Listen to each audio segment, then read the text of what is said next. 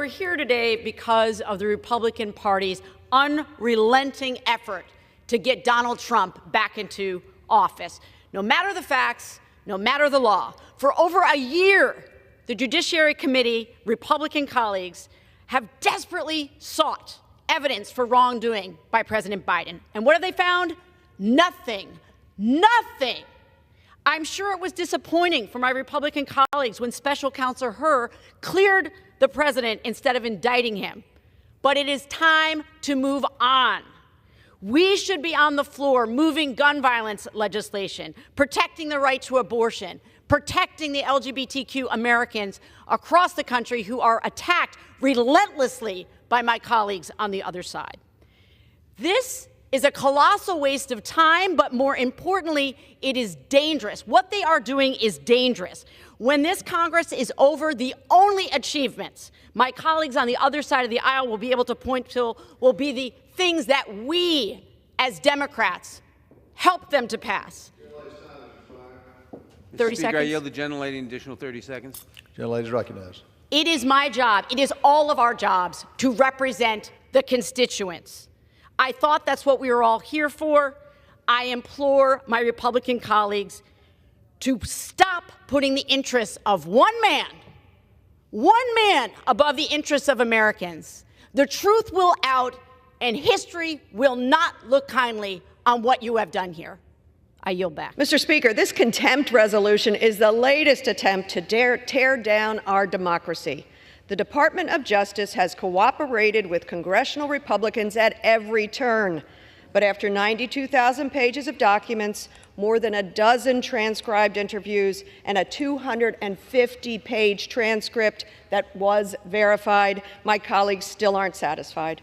They are doing this in service of one man, the disgraced former president, in a misguided attempt to distract from his crimes. On May 30th, a jury of stranger citizens found Mr. Trump guilty of 34 felony charges.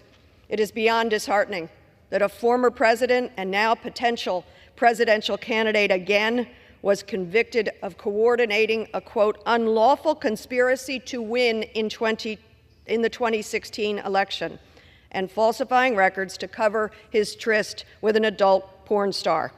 I'm grateful that the rule of law prevailed, yet I am deeply concerned that our democratic institutions are under threat. Some of these attacks coming from within. Judiciary Chairman Jim Jordan said a kangaroo court convicted President Trump. Speaker Johnson called the trial a purely political exercise. Mr. Trump apparently pities himself as a so-called political prisoner.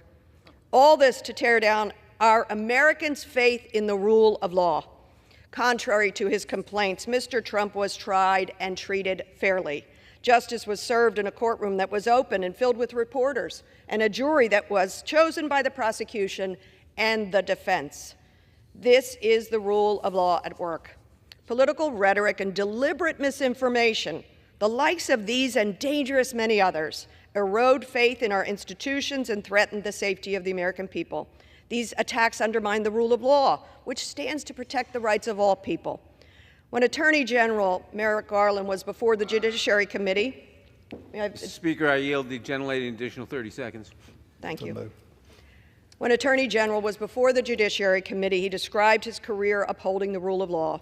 In his own words, that meant ensuring that, quote, we treat like cases alike, that we do not have enemies or friends, that we do not pay attention to the political parties or the wealth or the power or the influence of the people we are investigating, that we follow the facts and the law.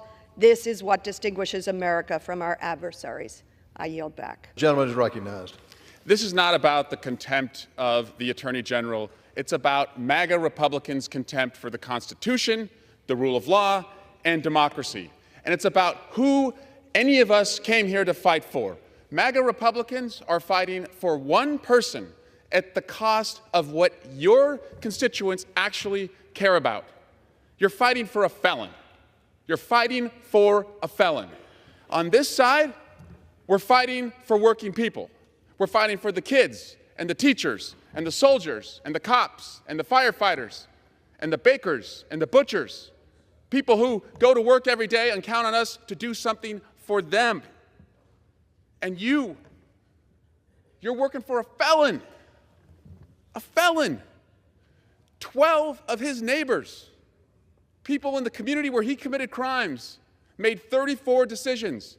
And 408 straight times, they said guilty. So let me make it clear where we stand. We will choose families over felons, verdicts over vengeance, and people over politics. And will the ranking member yield me one more minute? An additional minute.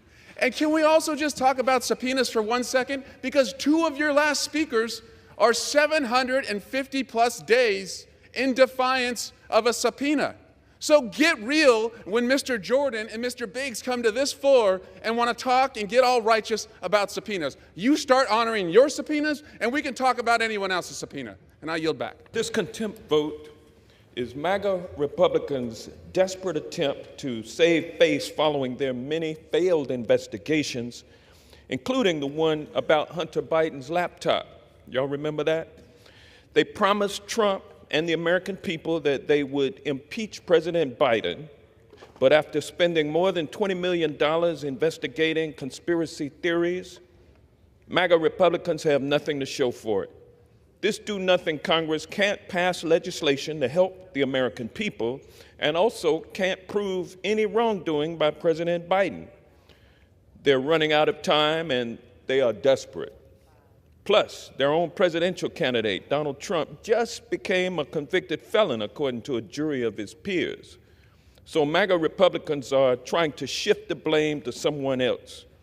Even though the Justice Department produced more than 92,000 pages of documents and made dozens of witnesses available, Republicans have made Attorney General Garland their scapegoat. This is a farce, and the American people can see right through it. And with that, I yield back. Mr. Speaker, if you gave true serum to my colleagues on the other side of the aisle, I'm pretty sure they would admit they'd rather not be here today doing this. That admit that Attorney General Merrick Garland is collateral damage for a failed effort to impeach the President of the United States. There's no honor in this, and my colleagues are, for the most part, I think, honorable people.